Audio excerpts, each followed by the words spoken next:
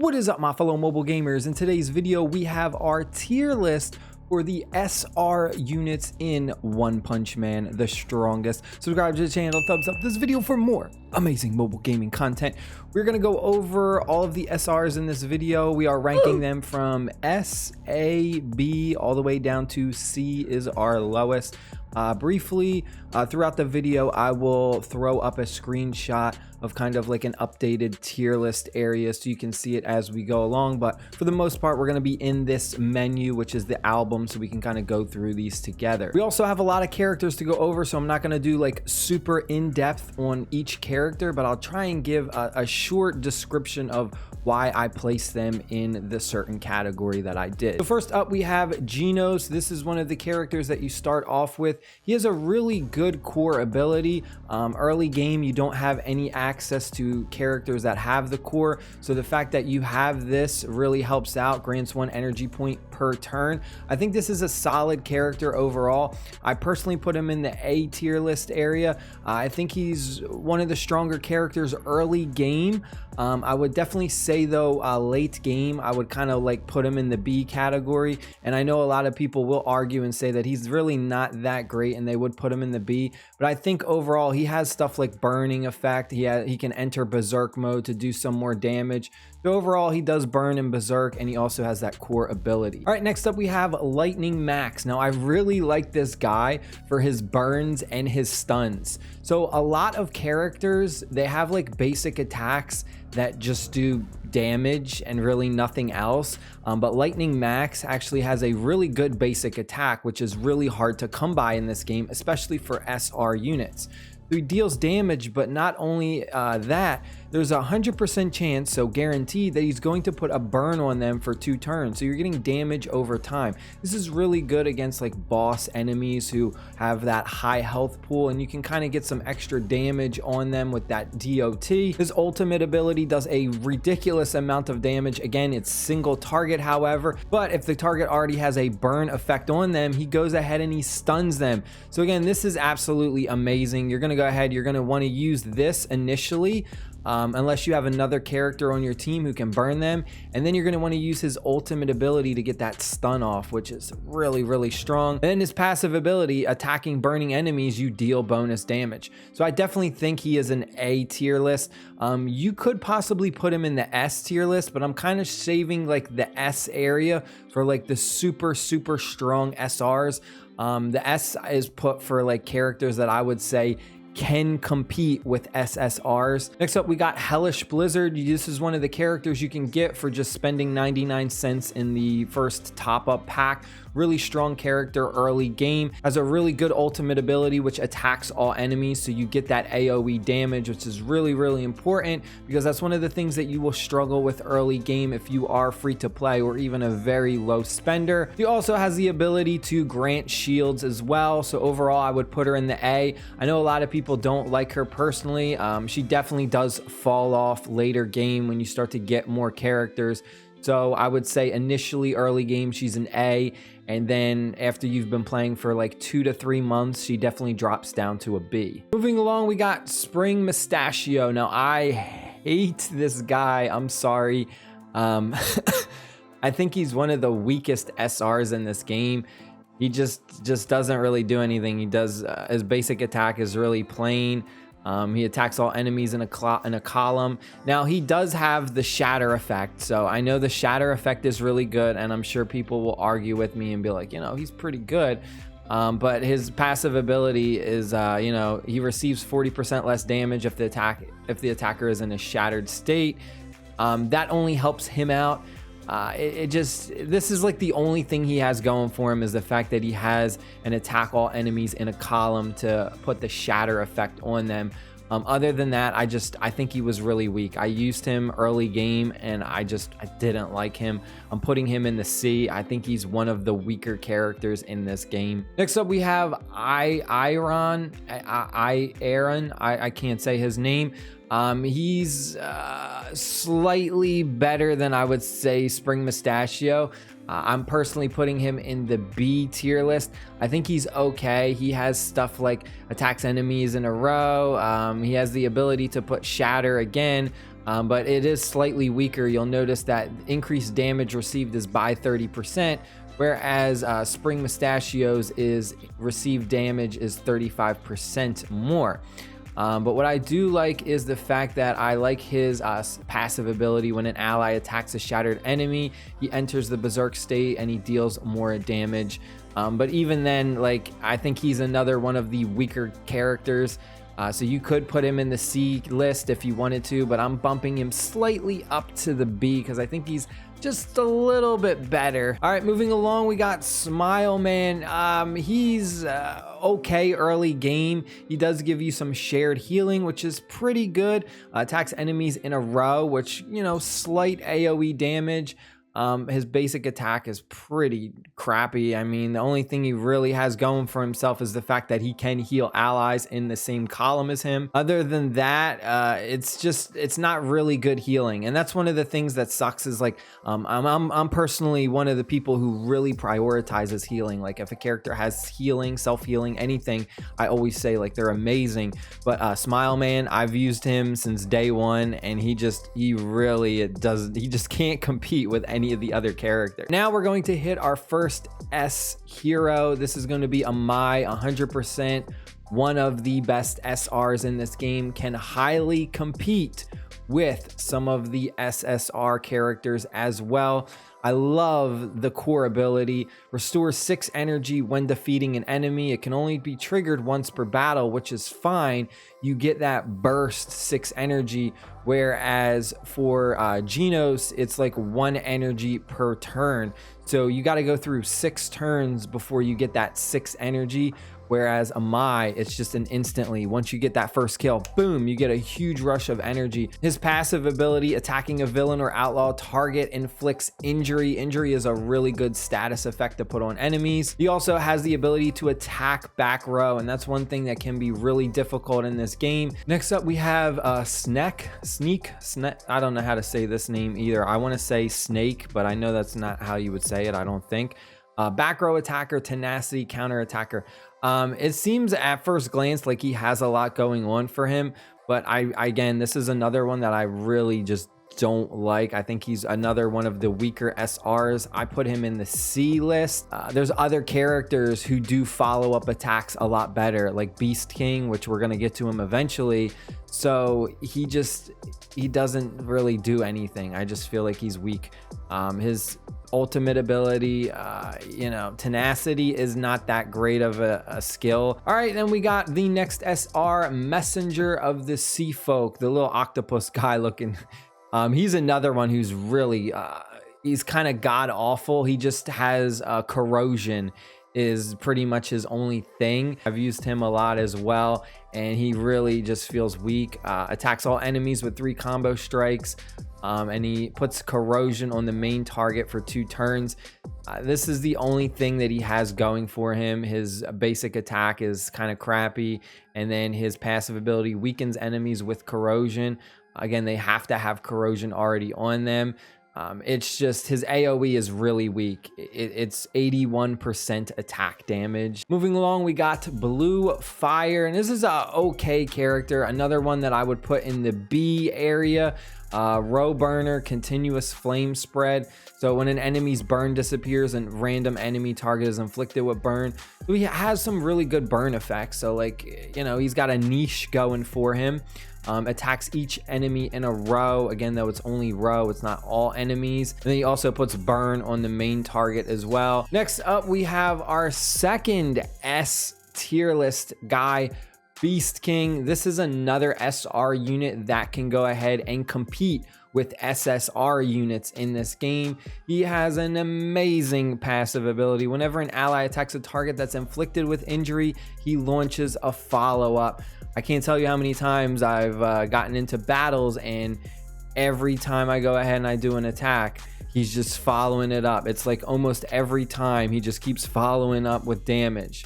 Absolute damage machine. Attacks each enemy in a row. There's a 100% chance to inflict injury on the main target and its nearby allies for 2 turns. So this is important because this means the injury is spreading to more people. Whereas, when we went over some of the other characters, A lot of them had like a slight AoE where they would do like AoE damage to like a column or a row, and it would have that burn effect, but they would only put burn on the main target. Or they would only put corrosion on the main target. It wouldn't go to all the enemies, where this is really important. It's the main target and its nearby allies. So you're getting AoE injury status effect. That's really, really important to understand. And then his basic attack is okay. You know, it's a single target, 100% damage, but we're really looking for his ultimate and the fact that this is really, really important. He just keeps doing damage every time you attack. He attacks again. Moving along, we got another character that I cannot pronounce his name. I can't. This is the mad scientist looking guy. Really strong. I put him in the A tier list, slightly below the S. I don't think he is definitely an S, but I think he's a solid, like above average, definitely an A. His passive ability inflicts weaken on enemies with injury. Attack is decreased. And then also his special ability attacks all enemies. It is a bit weak. It's only 81%. But there's a 100% chance to inflict injury on the main target and its nearby allies. Again, we're not only getting injury on our main target, but also the surrounding enemies. So we're getting that AoE injury effect. Super, super important. I mean, you pair this guy up, the scientist guy, with Beast King, and you know, everyone's basically going to be injured. And then every time one of your characters does an attack, Beast King is going to just do a follow-up over and over. So it's like unlimited basic attacking for Beast King. These two paired up, man, injury spread is just insane. He also has a really strong basic attack that a lot of SR units suffer from. Look at this. He does single target, but his critical strike has a 100% chance to inflict corrosion. Moving along, we got Subterranean. Now, this is a guy who I initially was like, ah, man, he's pretty good. But after using him, he's honestly not. I put him in the C. Very, very bad. I think he's one of the worst SRs. The only thing he has going for him is he puts out good single target burst damage. But even then, I had him leveled up pretty high. I also put on the HP gear set. Stay tuned because we will be doing a video on gear very soon. He deals extra 15% of his max HP as bonus damage. You basically want to buff up his HP as much as possible. So he has the potential to put out a lot of single target damage. The same thing with his basic attack. It does the same thing. It's 10% of max HP as bonus damage. And then passive, when an ally of the same column has attacked, he does a follow-up.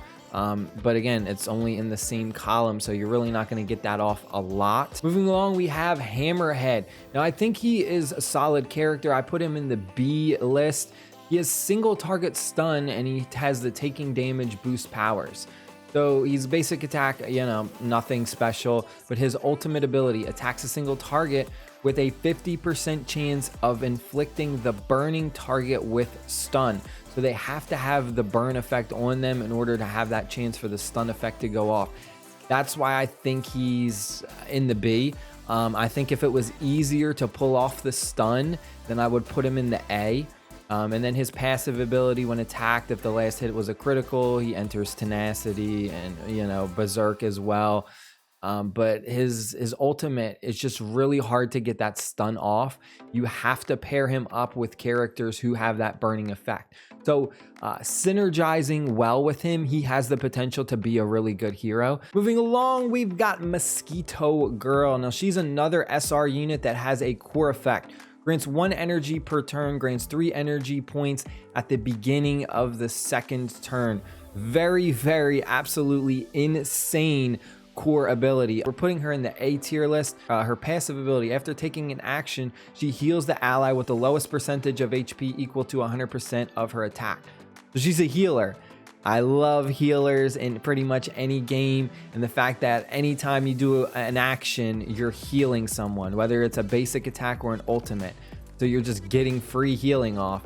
Her ultimate ability attacks, does a bunch of damage. The last hit restores 100% of damage as HP. So she's got some self-healing as well. And then her basic attack just does some damage. Next up, we have Stinger. We got Column Shatter and Burst Finish. This is another hero that I put in the A list.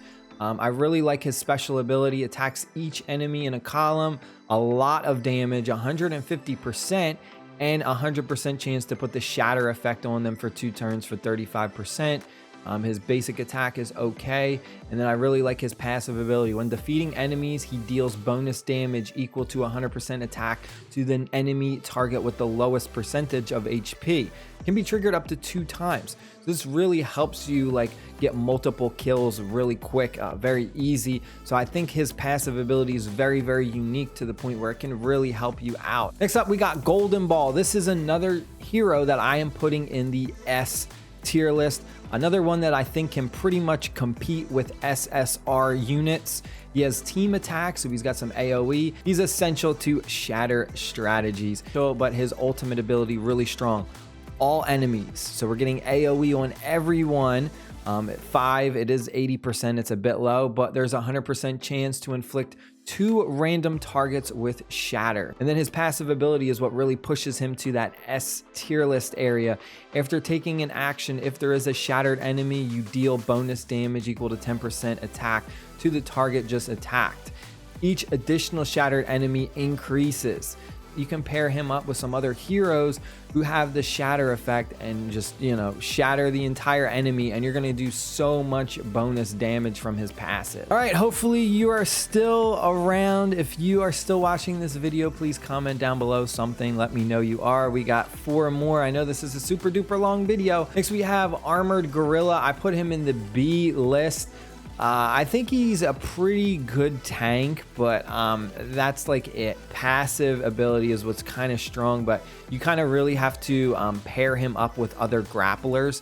So this is like a very niche, like you need to build him a certain way. And in order to get really good value from his passive, every grappler ally in your team increases his damage reduction rate by 15%. Moving along, we got Sky King. This is another hero that I put in the A list.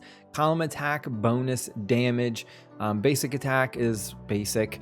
Ultimate ability, though, I really like this. Attacks each enemy in a column with 4 combo strikes for a lot of damage, 140%, and a 50% chance to inflict the main target with stun for 1 turn. And this is just a 50% roll of the dice chance. The enemy doesn't need to be burned or anything like that. Like how, remember we mentioned that other character, the enemy needed to already have the burn status effect before you could even have a chance to stun them. This doesn't matter as long as you just do damage, and then there's a 50% chance that they get stunned. Very, very strong ability. Passive ability really helps out. Increase 20% bonus damage of all allies when battle begins, lasting 2 turns. That's it. It's just literally free 20% bonus damage. I mean, why would you not want that? We got Konbu Infinity. I think that's how you say it. Corrodes the targets, restores HP on corrosion. This one I put in the A list. So ultimate ability attacks all enemies. So we're getting AoE on everyone. It is kind of low though at 80%. But the main target is going to get the corrosion effect put on them. Basic attack just does a bunch of damage. And more importantly, the passive ability. When an enemy inflicted with corrosion takes an action, he heals himself for 10% of the max HP. So what you can do is you can pair him up with other heroes that do corrosion. And then every time they go ahead and they take an action, he's going to get free 10% healing off of his max HP. So this is another character that when you're doing your gear out, you would want to put something like the HP gear set to really buff it. So that way you're just healing a tremendous amount. I mean, he can have some insane healing if you have other heroes that just put corrosion on. All right, and finally we made it to the end. This was a long video. We got Dr. Genius, another hero that I am putting in the S list that can go ahead and compete with SSRs. He has a core effect, grants 1 energy per turn, grants 1 extra point when an ally recovers HP. So again, this is very niche, but you want to pair him up with someone who has that healing ability. His passive, increase attack of all allies who restored HP by 20%. Then we take a look at his ultimate ability, heals an ally target for 250% attack as HP and increases their speed. Absolutely one of the best healers in this game. Problem I have is the fact that the only healing you really get from him is from his ultimate ability. It's not like passive healing where like Infinity has the passive healing, so every time someone who has corrosion takes a turn, you keep getting healed, or Mosquito Girl has more healing. His ultimate ability just does a ridiculous amount of single target healing, which is really good though. You know, don't get me wrong, like I said, he's definitely an S. His basic attack does a lot of damage, 4 times for 120% attack. So one of the harder hitting basic attack SR units. And that is it. I hope you guys and girls enjoyed the video. Stay happy, stay safe, my friends. And we got some more videos to come. We're going to go over the gear. We're going to go over the SSR unit tier lists. We're going to go over the best packs to buy. Lots of stuff to come this week. Stay happy, stay safe. I'll see you all later. Peace.